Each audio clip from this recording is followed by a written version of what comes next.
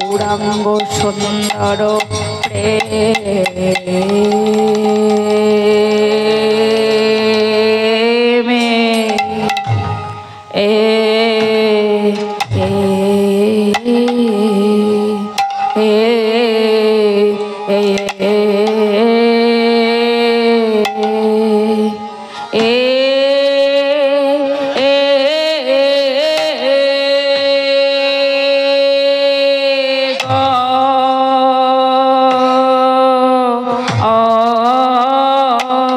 প্রেমে গড়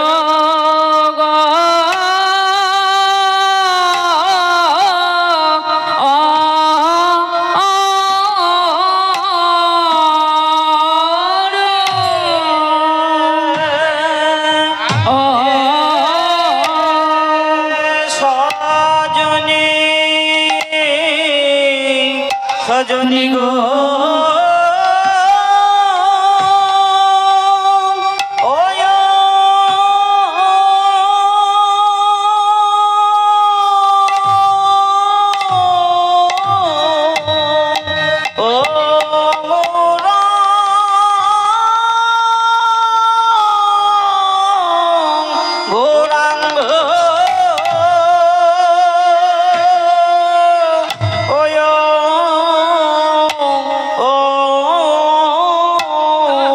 সজনী গো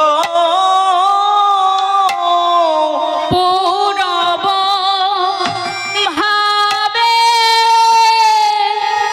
এ বিভোর ও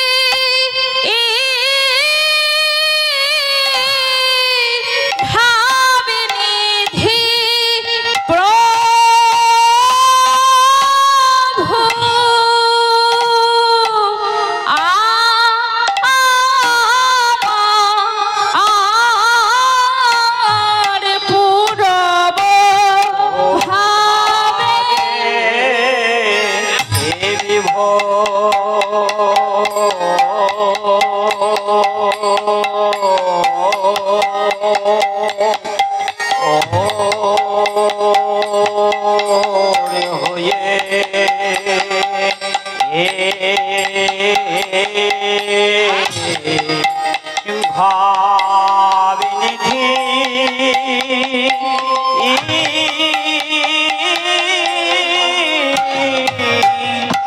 ভাবিনিধি প্রভু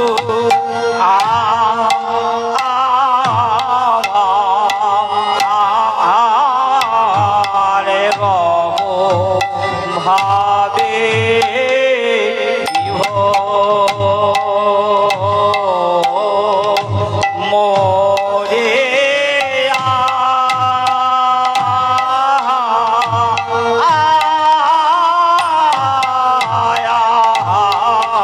ওরে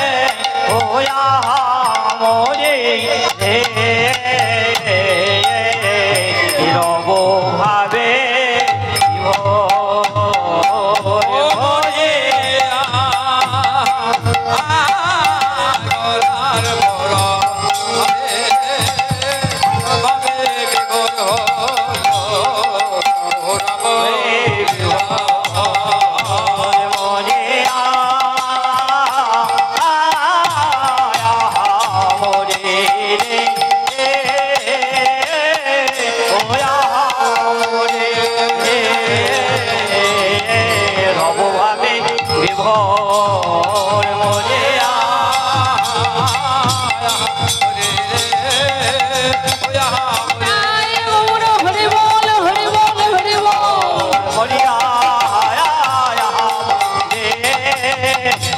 মোরে রে রবভাবে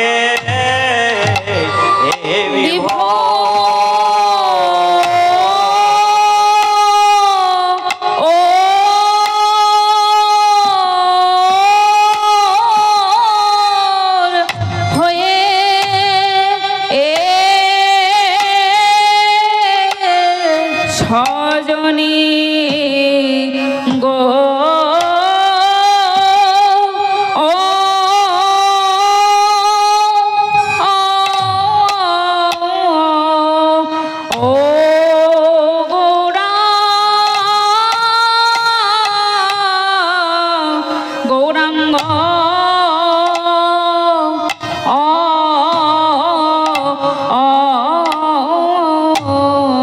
সজনী গো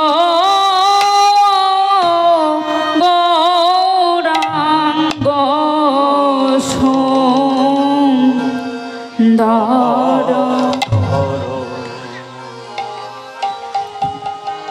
আমার গৌরাঙ্গ সুন্দর প্রেমে গড় গড় প্রভু আমার ভ্রময়ে যমুনা তীরে সুন্দর প্রেমে গড় গড় ঘুময়ে যমুনা তীরে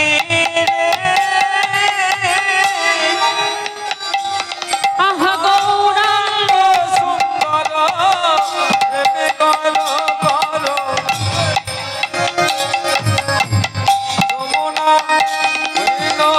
তীরে কৃষ্ণ দাস সহ পুরব রভস কৃষ্ণ দাস সহ পুরব রভস কৃষ্ণ দাস সহ পুরব রভস কৃষ্ণ দাস সহ পুরব রভস কৃষ্ণ দাস সহ পুরব রভস ধাম দেখিয়া ফিরে ধাম দেখিয়া ফিরে প্রভু ধাম দেখিয়া ফিরে প্রভু ধাম দেখিয়া ফিরে গো বলে এই তো আমার সেই বৃন্দাবন এই তো আমার সেই বৃন্দাবন এই তো আমার সেই বৃন্দাবন আহা বলে সচি নন্দন এই তো আমার সেই বৃন্দাবন বলে সচিনন্দন এই তো আমার সেই বৃন্দাবন আহা বলে সচি নন্দন যেথায় গল্প বৃক্ষময় বনে বলে বলে সচি নন্দন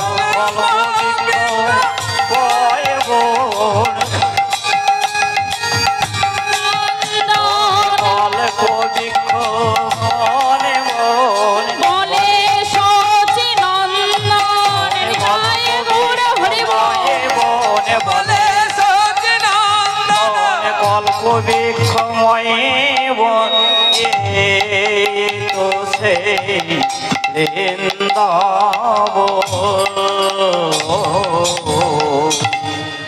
জয় নিতাই উপস্থিত সকল গৌর অনুরাগী কৃষ্ণ অনুরাগী ভক্তবৃন্দ সাধু গুরু বৈষ্ণব ভক্তগণ এবং ভক্তিমতী মায়েরা আপনারা সকলেই উপস্থিত হয়েছেন এই মহতী হরিবাসরে তাই প্রথমেই জানাই আপনাদের রাঙা রাতুল চরণে আমার এবং আমার ক্ষুদ্র সম্প্রদায়ের তরফ থেকে আপনাদের চরণে কোটি কোটি দণ্ডবত প্রণাম।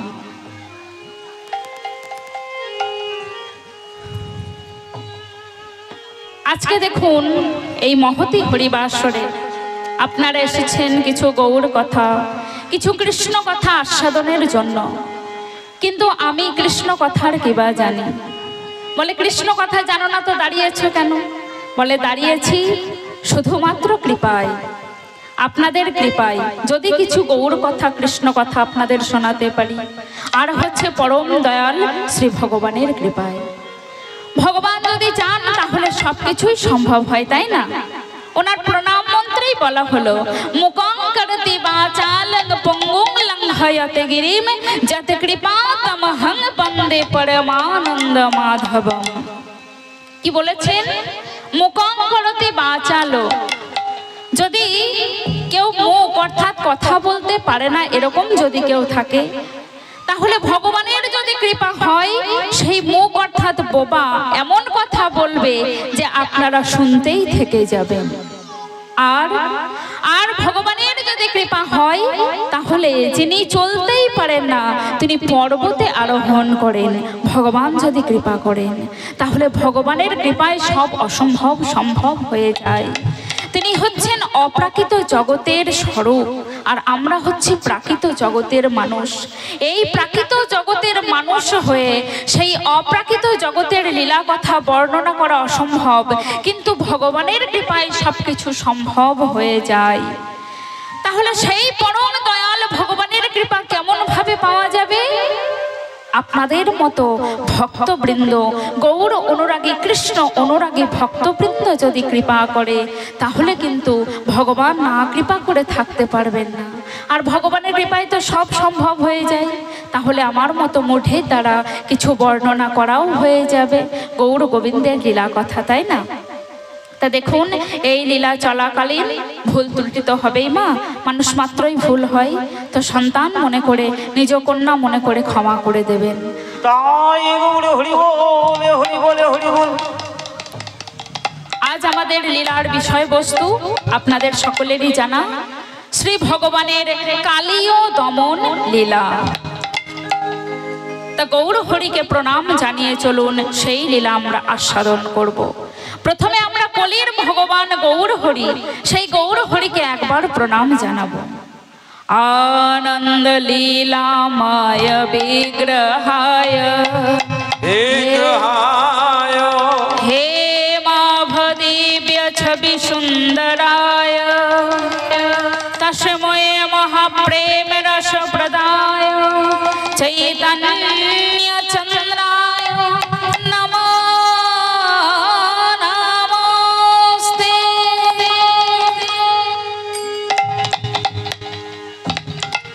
মহাপ্রভুকে প্রণাম জানানোর মন্ত্র কি বলছেন? ঠাকুরকে যখন আমরা প্রণাম করি সেই ঠাকুরের প্রণাম মন্ত্রে তার কিছু বৈশিষ্ট্যের কথা উল্লেখ থাকে। তাই এখানে মহাপ্রভুকে যখন আমরা প্রণাম করছি, মহাপ্রভুর কিছু বৈশিষ্ট্যের কথা এই যে তার প্রণাম মন্ত্র, সেই প্রণাম মন্ত্রে কিন্তু বলা হয়েছে। তা মহাপ্রভু আজকে মহাপ্রভুকে কি বলে প্রণাম করা হচ্ছে না? আনন্দ লীলাময় বিগ্রহায়।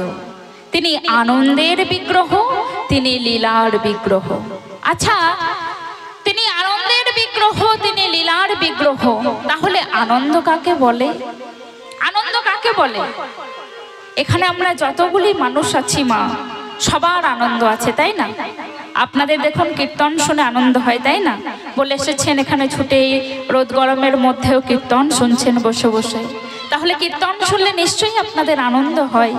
আপনাদের আনন্দটা কীর্তন শুনে, আমাদের আনন্দ হয় কীর্তন করে। ওই জন্য আমরা এসেছি কীর্তন গাইতে। এইভাবে দেখুন যতগুলি মানুষ, যত মানুষ আছে সবার আনন্দ কিন্তু আলাদা আলাদা জায়গায়। কেউ বা মোবাইল দেখে আনন্দ পায়, কেউ বা টিভি দেখে আনন্দ পায়, কেউ বা মদ খেয়ে আনন্দ পায়, তাই না? অনেক প্রকারের আনন্দ আছে। তাই এই যে এত প্রকারের আনন্দ বাবা, তাই এই আনন্দ, এত রকমের আনন্দকে তো উপভোগ করা আমাদের পক্ষে সম্ভব নয়। তাই ভারতবর্ষের মুনি ঋষিগণ এই আনন্দটাকে তিনটি ভাগে ভাগ করেছেন। তা সেটা কি কি? প্রথমেই হচ্ছে সাত্ত্বিক আনন্দ, দ্বিতীয় হচ্ছে রাজসিক আনন্দ, আর তৃতীয় হচ্ছে তামসিক আনন্দ। তাহলে সাত্বিক আনন্দ কাকে বলে? না, কালকেই দেখবেন গেল একাদশী, অপরা একাদশী, আজকে হচ্ছে দ্বাদশী তিথি। আজকে খুব পূর্ণ লগ্নে আমরা কীর্তন শুনতে বসেছি। একাদশী এবং দ্বাদশী তিথি অত্যন্ত শুভ তিথি। কালকে একাদশী গেছে, আজকে দ্বাদশী তিথি। তাহলে এই যে একাদশী করে সারাদিন কোন ভক্ত, ভগবানের কোন ভক্ত সারাদিন উপবাস করে মহাপ্রভুর নাম গান কীর্তন করেন। দেখবেন সারাদিন একাদশী করে কেউ কেউ ভগবানের নাম গান করেন, ধ্যান করেন। কেন করেন? আনন্দ হয়। সেই ভক্তদের আনন্দ হয় বলেই তো তারা করেন, নইলে তো করবেন না, তাই না? তাহলে একাদশী করে সারাদিন ভগবানের নাম কীর্তন করে যে আনন্দ হয়, সেই আনন্দটাকে বলা হচ্ছে সাত্বিক আনন্দ। তারপরে হচ্ছে রাজসিক আনন্দ। সেটা কেমন? আমাদের এই পৃথিবীতে অনেক জনের, বহু জনের দেখবেন রাজ ঘরানায় আমরা সোনার চামচ মুখে নিয়ে জন্মগ্রহণ করি। কেউ বা আছি, কেউ আছে যে রাজ ঘরানায় সোনার চামচ মুখে নিয়ে জন্মগ্রহণ করে, তারপর তার বাড়িতেও এসি, গাড়িতেও এসি, যে অফিসে বসে কাজ করবে সেখানেও এসি, বাড়িতে দামি দামি আসবাবপত্র রাখা আছে, খুব নরম নরম বিছানা যেখানে শয়ন করেন, তাই না? অনেক মানুষ আছে যে রাজ ঐশ্বর্য উপভোগ করে। তাই যে রাজ ঐশ্বর্য উপভোগ করে থেকে যে আনন্দ, সেই আনন্দটাকে পণ্ডিতগণ বলছেন এটা রাজসিক আনন্দ। আর এক প্রকারের আনন্দ আছে, অপরাধ নেবেন না বাবা, যেহেতু শাস্ত্রে আছে তাই আমি বলতে বাধ্য হচ্ছি। দেখবেন এক প্রকারের আনন্দ আছে আমাদের এই জগতে, যারা মদ খায়। মদ খেয়ে নিশ্চয়ই আনন্দ হয়, তাই না? দেখবেন মদ খেয়ে যাদের আনন্দ হয়, রাস্তায় কত সুন্দর গান করতে করতে চলে যায়, তাই না? খুব আনন্দ হয়। তো মদ খেয়ে যদি আনন্দ না হয় তাহলে খাবে কেন? অবশ্যই আনন্দ হয়। তো পণ্ডিতগণ এই যে মদ খেয়ে আনন্দ, এই আনন্দটাকে বলেছেন তামসিক আনন্দ। তাহলে এই যে তিন প্রকারের আনন্দ আমি বললাম, সাত্বিক আনন্দ, রাজসিক আনন্দ, তামসিক আনন্দ, এই তিন প্রকারের আনন্দে কিন্তু নির্মল সুখ নেই। আপনি কখনোই বলতে পারবেন না এই তিন প্রকার আনন্দের মধ্যে নির্মল সুখ আছে। নির্মল সুখ নেই। নির্মল সুখ কোনটা? যেটাতে আমাদের কোনো কষ্ট দেবে না। দেখুন, প্রথমেই সাত্বিক আনন্দ, উপবাস করছেন ভগবানের, ঠিক আছে, কিন্তু উপবাসটা যদি একটু বেশি হয়ে যায়, বেশি পরিমাণে হয়ে যায়, তাহলে কি হবে? শারীরিক ক্ষতি হবে। তারপরে হচ্ছে রাজসিক আনন্দ, অতিমাত্রায় টিভি দেখছেন, অতিমাত্রায় এসি খাচ্ছেন, শরীর অসুস্থ হবে। আর মদ খেলে সে কথা তো বলার নেই বাবা, প্রথমেই যাবে লিভার ফাংশন খারাপ হয়ে, তারপরে ওপরে যাবার টিকিটটা একদম কাটা পড়ে যাবে, সংসার যাবে চুলোই। তাহলে এই যে তিন প্রকারের আনন্দ, এই আনন্দতে প্রকৃত সুখ পাওয়া যায় না। প্রকৃত সুখ যদি কিছু মধ্যে থাকে, সেটা হচ্ছে আমার ভগবান। তাই ভগবানকে বলা হয়, এই তিন প্রকারের আনন্দ ছাড়াও ভগবানের মধ্যে আর এক আনন্দ থাকে, সেই আনন্দটা হচ্ছে সচ্চিদানন্দ। ঈশ্বর পরম কৃষ্ণ সচ্চিদানন্দ বিগ্রহ, অনাদিরাদি গোবিন্দ সর্বকারণে কারণ। তিনি হচ্ছেন অনাদির আদি, তিনি সৎ চিৎ আনন্দ দিয়ে তৈরি। আমাদের এই যে দেহ, আমাদের এই দেহটা তিনটি জিনিস দিয়ে তৈরি। একটা হচ্ছে রক্ত, একটা হচ্ছে মাংস, একটা হচ্ছে হাড়। এই তিনটি জিনিস দিয়ে আমাদের এই দেহ তৈরি। আর ভগবানও তিনটি জিনিস দিয়েই তৈরি, সৎ চিৎ আনন্দ। তার মধ্যে সর্বদাই আনন্দ বিরাজমান, যেটা আমাদের সাধারণ মানুষের মধ্যে দেখা যায় না। তাই সেই ভগবানকে বলা হলো যে আনন্দময় ভগবান, তার মধ্যে সর্বদাই আনন্দ বিরাজ করে, তাই তিনি আনন্দের বিগ্রহ। এরপরে কি বৈশিষ্ট্য বলা হচ্ছে? তিনি হচ্ছেন লীলার বিগ্রহ। লীলা কাকে বলে না? ভগবান এই যে যত ভগবানের জীবনে যত কিছু ঘটনা ঘটেছে, ভগবান দেখুন জন্মগ্রহণ করেছে। আমরা এই যে যত মানুষ আছি, আমরাও জন্মগ্রহণ করেছি, তাই না? কি মায়ের, আমরা সবাই জন্মগ্রহণ করেছি তো, তাই তো? আমরা জন্মগ্রহণ করেছি, আমরা বড় হয়েছি, আমরা বন্ধুদের সাথে খেলাধুলা করেছি, আমাদের হয়েছে একদিন আসবে এই দেহের পতন ঘটে যাবে। তা এই নিয়ে কি কেউ লীলা গাইবে? আমি এই যে জন্মগ্রহণ করেছি, আমার কি কোনো লীলা কেউ গাইবে? কোনো কীর্তনিয়া এসে আমার লীলা গাইবে? গাইবে না। আপনার লীলাও গাইবে না, যে আপনি কখন জন্মগ্রহণ করেছেন সেই নিয়ে একটা লীলা হচ্ছে, আপনি খেলাধুলা করেছেন বন্ধুদের সাথে সেই নিয়ে লীলা হচ্ছে, হবে না। কারণ আমরা ভগবান নই, ভগবান হচ্ছেন সচ্চিদানন্দময় ভগবান। তাই ভগবানের দেখুন অনেক লীলা আছে। ভগবান যখন জন্মগ্রহণ করছেন তখন ভগবানের জন্মলীলা হচ্ছে। ভগবান যখন বন্ধুদের সাথে খেলা করছেন বাল্য লীলা হচ্ছে। ভগবান বিবাহ করলে সেই বিবাহ একটা লীলা হচ্ছে। এইভাবে ভগবান জীবনে যা কিছু করছেন ভগবানের জীবনে সবকিছুই লীলা। আর আমরা জীবনে যা কিছু করি সবকিছু হচ্ছে এক একটা করে ঘটনা, এটা কোনো লীলা নয়। তাই ভগবানকে বলা হচ্ছে লীলার বিগ্রহ। তিনি আনন্দের বিগ্রহ, তিনি লীলার বিগ্রহ। তারপরে কি বলা হচ্ছে? আনন্দ লীলাময় বিগ্রহায় হেম আভ। হেম মানে হচ্ছে সোনা, আভ মানে হচ্ছে আভা। সোনার আভা যেন তার সারা শরীরে ছড়িয়ে পড়েছে। গৌরাঙ্গের যে গৌর হরির যে রূপ, আপনারা এই হরিবাসরে বসেই শুনতে পাবেন গৌর হরির রূপ কেমন। এক পদকর্তা তিনি কলম দিয়েছেন, লাখো বানো কাঞ্চন যিনি। গৌর হরির রূপ কেমন না, 1,00,000 বার সোনাকে যদি খাদমুক্ত করা হয়, সোনার যে উজ্জ্বল জ্যোতি বেরোয় সেই জ্যোতিকেও জয় করে আমার গৌরাঙ্গ রূপ। তাহলে গৌরাঙ্গ রূপ এত সুন্দর যেন সোনার আভা দিয়ে তার সারা শরীরটা তৈরি। তারপরে কি বলা হচ্ছে? দিব্য ছবি, দিব্য তার রূপ। তিনি এত সুন্দর দেখতে, ভুবন মোহিত করা তার রূপ। তাহলে সেই ভগবান কেমন? তিনি আনন্দের বিগ্রহ, তিনি লীলার বিগ্রহ, তিনি দেখতে সুন্দর, তার সারা শরীরে সোনার আভা ছড়িয়ে পড়েছে। আচ্ছা, তাতে আমাদের কি বলুন তো? ভগবান যে এত কিছু, আমাদের কি কোনো দরকার আছে তাতে? ভগবান হোক আমাদের কি?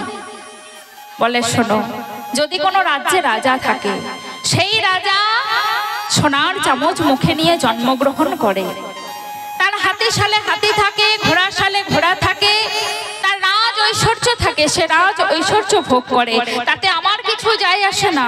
কিন্তু জানো, ওই রাজা যদি আমার ভাঙা বাড়িটাকে একটা ভালো বাড়ি বানিয়ে দেয়, একটা পাকা বাড়ি বানিয়ে দেয়, তখন সেই রাজ্যের রাজার আমি গুণ গাই যে না গো, ওই রাজ্যের রাজা অত্যন্ত ভালো, জানো আমার ভাঙা বাড়িটাকে একটা ভালো বাড়ি তৈরি করে দিয়েছে।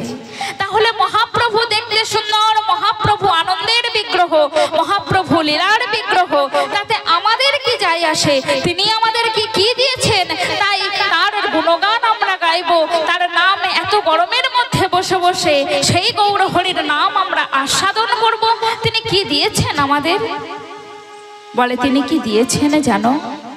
তিনি যা দিয়েছেন পূর্বে তা কোনো যুগে অর্পিত করা হয়নি। না ত্রেতা, না সত্য, না দাপর।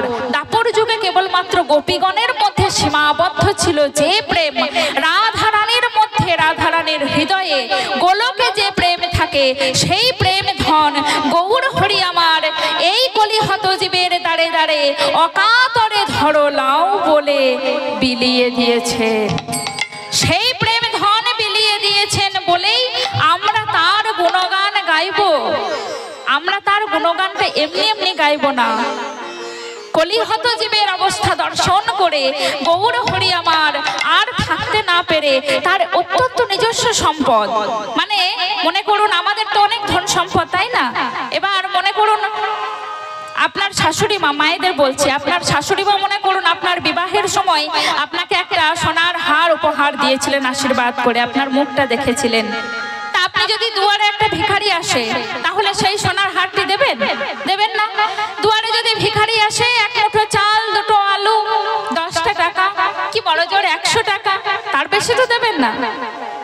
যদি অতিরিক্ত দয়ালু ব্যক্তি হয় তাহলে আরো কিছু দান করবেন, কিন্তু সোনার হারটি খুলে তো দেবেন না, কারণ ওটা আপনার নিজস্ব সম্পদ। তাহলে মহাপ্রভুর নিজস্ব সম্পদ, সেই গোলকের প্রেম ধন তিনি অকাতরে এই কলিহত জীবের মধ্যে বিলিয়ে দিয়েছেন। কেন? কলির জীব উদ্ধার পাবে কি করে যদি হরিনাম না আসে? তাই সেই মহামন্ত্র হরিনাম মহাপ্রভু নিয়ে এলেন কলিহত জীবের জন্য। তাই তো তার গুণগান আমরা গাই।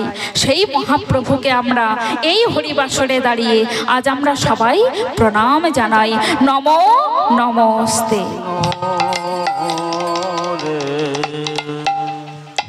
আজ মধুময় শ্রীধাম নবদ্বীপে চলুন এবার লীলাই গৌরচন্দ্রিকায় আমরা প্রবেশ করি। মহাপ্রভুকে প্রণাম জানানো হলো, গৌরচন্দ্রিকায় প্রবেশ করি।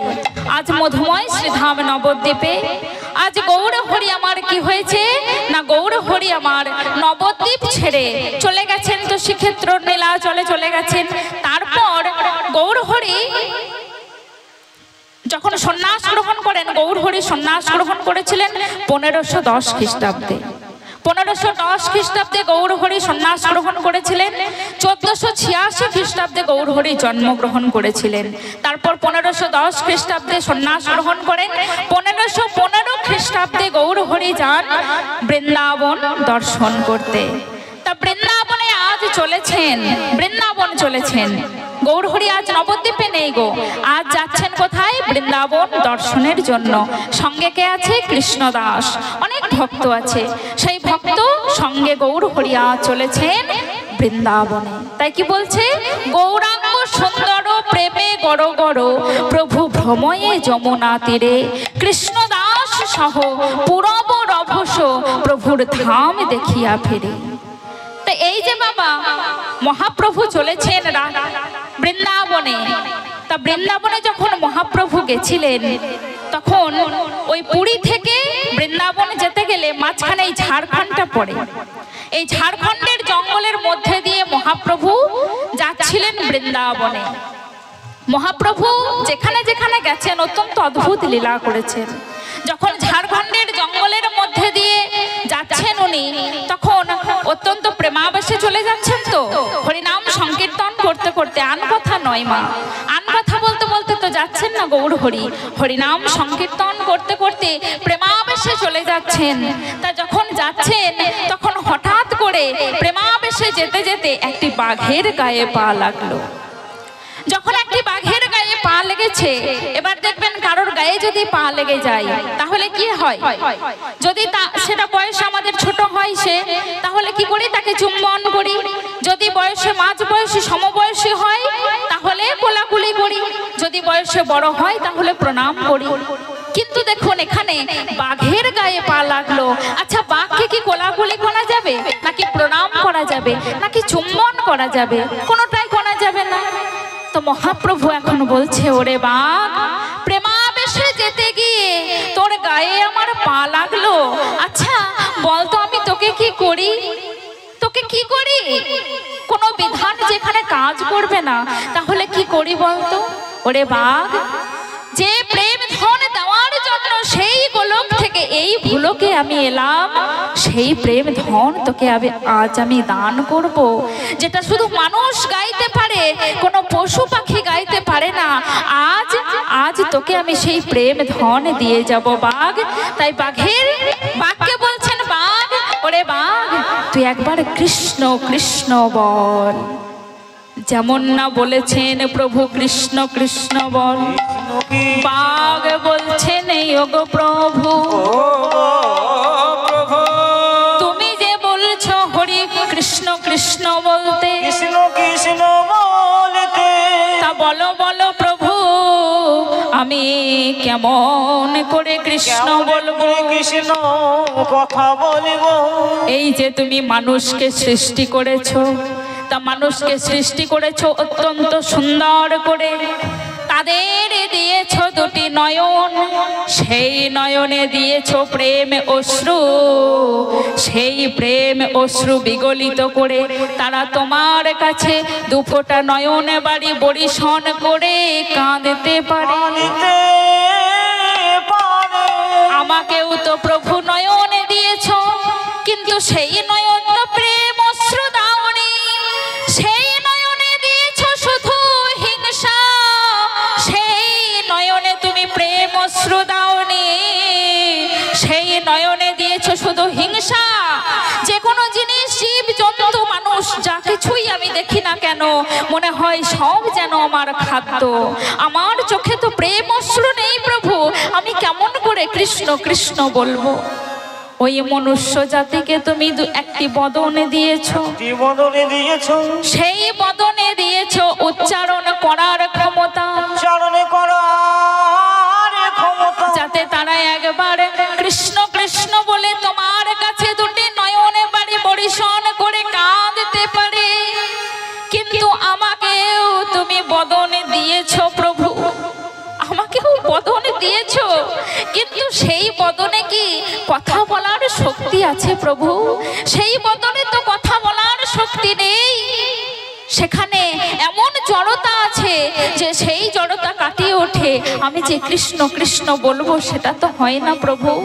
তুমি মনুষ্য জাতিকে কত সুন্দর করে সাজিয়েছো, তারা সব কিছু করতে পারে, দুটি হাত আছে তোমার চরণে তুলসী নিবেদন করতে পারে, প্রেম অশ্রু বরিশন করে হা কৃষ্ণ গোবিন্দ বলে কাঁদতে পারে, কিন্তু আমাকে তো তুমি সেই রকম ভাবে সাজাওনি প্রভু।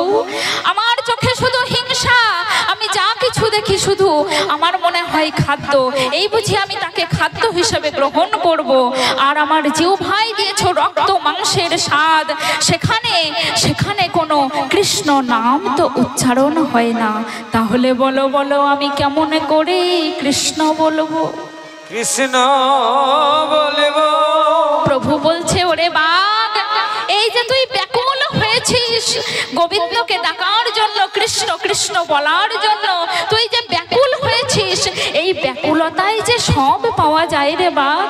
ব্যাকুলতা না থাকলে জানবেন কিচ্ছু পাবেন না জীবনে। দেখবেন যে কোনো কিছু পাওয়ার জন্য যদি আপনি ব্যাকুল হয়ে সেটা পাওয়ার জন্য মরিয়া হয়ে ওঠেন, তাহলে আপনি সেটা লাভ করবেন। কিন্তু যদি হেলাই ফেলাই যদি মনে করেন যে আমি ওটা পাবো, সেটা তো পাওয়া যায় না, তাই না? ব্যাকুলতা দরকার। একদিন রামকৃষ্ণদেব যখন অবস্থান করছেন, রামকৃষ্ণ পরমহংসদেব, তার যে শিষ্য বিবেকানন্দ, তিনি একদিন এসেছেন। আচ্ছা ঠাকুর, এক ভক্ত এসেছেন এখানে, স্বামী বিবেকানন্দ নয়, এক ভক্ত এসেছেন, বলছেন আচ্ছা ঠাকুর, আচ্ছা আমি এত ঠাকুরকে ডাকছি, তা ভগবানকে আমি কিছুতেই পাচ্ছি না, তা বলতে পারো ঠাকুর ভগবানকে কিভাবে পাওয়া যায়? বলে চল ভগবানকে পাবি, একটা কাজ করি, চল ওই গঙ্গার কাছে চল। গঙ্গাতে গিয়ে সেই লোকটিকে চুলের মুঠি ধরে এক ডুবিয়ে দিয়েছেন রামকৃষ্ণদেব।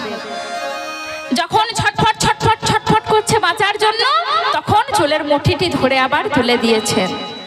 বলে আচ্ছা ঠাকুর, আমি তোমাকে বললাম যে ভগবানকে কিভাবে পাওয়া যায় সেটা তুমি বলো, তুমি আমাকে ডুবিয়েই মারছিলে, এ তোমার কেমন বিচার? বলে শোন, তুই কিছু বুঝতে পারলি না? আচ্ছা শোন তাহলে তোকে বুঝিয়ে বলি। ওই যে আমি তোর চুলের মুঠি ধরে তোকে ডুবিয়ে দিয়েছিলাম, তুই যে বাঁচার জন্য ছটফট ছটফট করছিলিস, বাঁচার জন্য যে ব্যাকুল হয়েছিলিস, ওই ব্যাকুল হয়েছিলিস বলেই আমি তোকে তুলে দিলাম, তুই বেঁচে গেলি। ওই ব্যাকুলতা যেদিন তোর ঈশ্বরের জন্য তৈরি হবে, যে ঈশ্বরকে ছাড়া আমি আর বাঁচবো না, এই বুঝি আমি মরে গেলাম, ঈশ্বরকে ছাড়া আমি আর বাঁচবো না, এই বুঝি আমার প্রাণ গেল, এই যে ব্যাকুলতা, এরকম ব্যাকুলতা যেদিন তোর তৈরি হবে, সেদিন তুই ঈশ্বরকে পেয়ে যাবি। ব্যাকুলতা চাই। তোরে বাঘ, তোর যে ব্যাকুলতা, এই ব্যাকুলতাই কিন্তু সব পাওয়া যায়। তা আমি কি করব জানিস? এই তোর মাথায় আমি হাত বুলিয়ে দিলাম, এবার দেখি তুই কৃষ্ণ কৃষ্ণ বল, কৃষ্ণ কৃষ্ণ কৃষ্ণ বল। প্রভু কহিতে লাগিল, প্রভুর কথায় ব্যাঘ্র তখন কৃষ্ণ বলে কাঁদিতে লাগিল।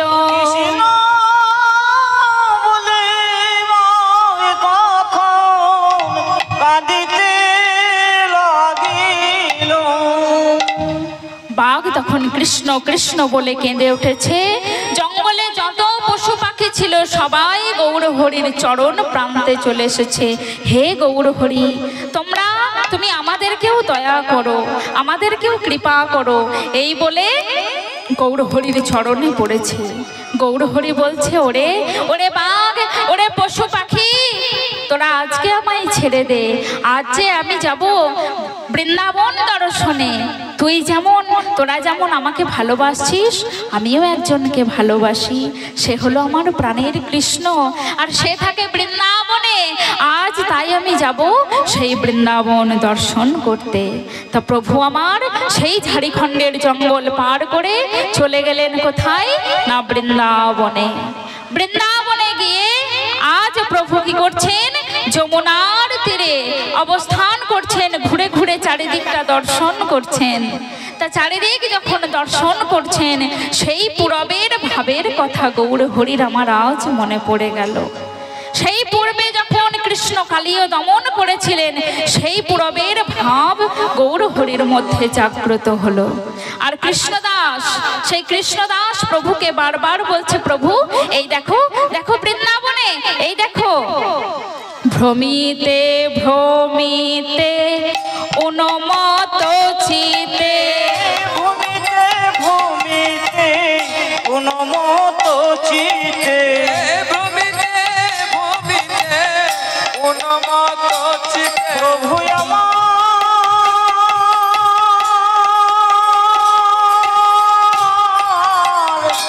প্রভু আমার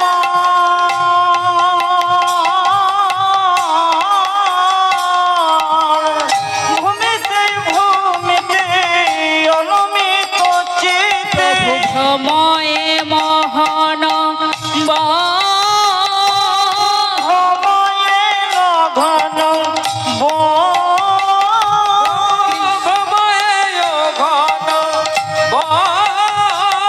আর কৃষ্ণ দাস কহে হেন কালী দহ, কৃষ্ণ দাস কহে হেন কালী কহে, কৃষ্ণদাস কহে হেন কালী দহে প্রভু আগে কর দর্শন, প্রভু আগে করো দর্শন, প্রভুয়াকে করো দর্শন, প্রভু আগে করো দর্শন, প্রভু এই তো সেই কালী দহ, তো সেই কালী কালী দহ যেথায় কালীয় দমন করেছিলেন, এই তো সেই কালী দহ। তাই কালী দমন করেছিল, আদর পাহাড়ে মধুসূদন,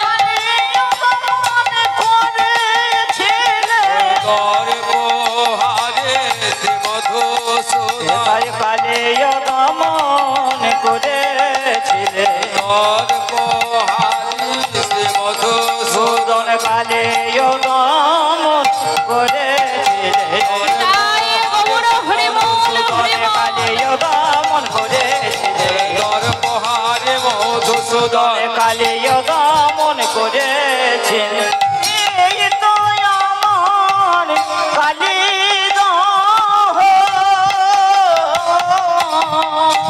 প্রভু দেখো দেখো, এই তো সেই কালীদহ ঘাট, যেখানে এই যে একটা কদম বৃক্ষ দেখছো, এই কদম বৃক্ষের উপরেই তো কৃষ্ণ ঝাঁপ দিয়েছিলেন। এই তো কদম্ব তরুর উপরে, এই তো কদম তরুর উপরে, এক কদম তরুর উপরে এই তো কদম তরুর আহা চড়িয়া দিলেন ঝাঁপ, এই তো কদম তরুর উপরে চুরিয়া দিলেন আহা ঝাঁপ, পুলকে পুরালো, আহা মরি মরি মরি মরি রে, পুলকে পুরালো, পুলকে পুরালো সবে কলবর, ফুলকে পুরানো সবই কলে বড়, ভূমে যায় গড়াগড়ি। সবই কলে বড়, জমে যায় গড়াগড়ি। আজ গৌর হরি আমার একথা শুনিয়া বিভোর হইয়া, ওই কথা শুনিয়া বিভোর হইয়া, কথা শুনিয়া বিভোর হইয়া আহা ভূমে যায় গড়াগড়ি। কথা শুনিয়া বিভোর হইয়া ভূমি যায় গড়াগড়ি, আহা পুলকে পুরলো সবে কলে বড়, গড়াগড়ি লোকে পুরনো সবই বলে বড় ঘুমে যাই গড়াগড়ি ঘুমে যায় গড়াগড়ি। প্রভু আমার যেমন না শুনেছেন যে ওই কদম বৃক্ষের উপরে চড়ে কৃষ্ণ ঝাঁপ দিয়েছিলেন, প্রভু অমনি মাটিতে লুটিয়ে পড়েছেন, ঘুমে যায় গড়াগড়ি। মাটিতে লুটিয়ে পড়েছেন। আর প্রভু দেখো দেখো তোমার মাতা পিতা সবাই এখানে বসে বসে ক্রন্দন করছিলেন। আর ওই কদম বৃক্ষের আড়ালে তোমার মধুর রসের ভক্তগণ শ্রীমতী রাধারানী এবং সখীগণ তারাও এসেছিলেন। যত ভক্ত সবাই ক্রন্দন করছিলেন। একথা যেমন না গৌর হরি শুনেছেন, হঠাৎ করে মাটিতে লুটিয়ে পড়েছেন।